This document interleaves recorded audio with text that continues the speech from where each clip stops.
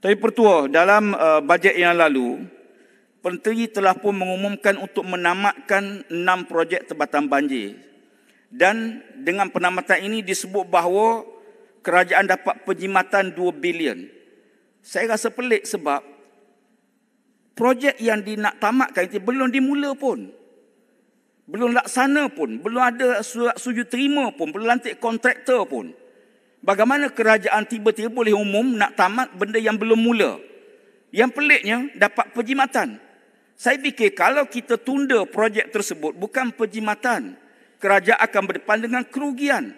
Sebab setiap kali penangguhan projek ini, dia akan melibatkan kos yang lebih meningkat. Yang keduanya, dia juga turut mendatangkan kesan kepada setiap kali musim bencana berlaku. Negara kerugian antara 6 ke 7 bilion setiap kali banjir berlaku. Saya fikir saya perlu dapat penjelasan. Mana projek dalam pembentangan Tambun menyebut 3 projek, iaitu RTB Sungai Golok fasa 3. Fasa 2 pun belum bermula. Fasa 3 kontraktor pun belum dilantik. Macam mana boleh jimat? Yang kedua, projek Dui Fungsi Sungai Rasau. Kontraktor belum dilantik pun lagi. Baru peringkat perundingan.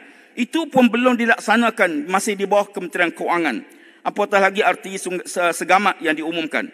Saya fikir Dewan perlu dapat penjelasan yang jelas terhadap perkara ini. Kerana Yang Amat Berhormat Perdana Menteri yang dalam sesi lalu melihat bahawa peruntukan 15 bilion yang diberi, sebab sebahagian besar projek yang tertunda ini daripada RMK 9 lagi.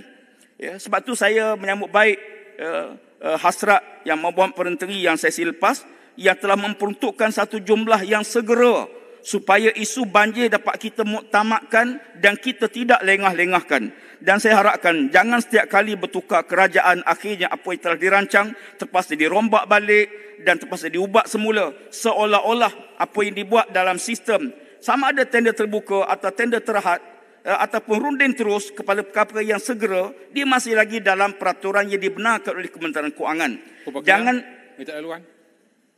Minta maaf. Terima kasih Ketua.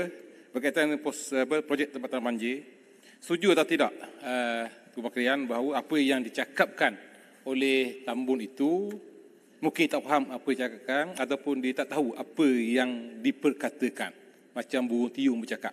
Setuju atau tidak? Terima kasih.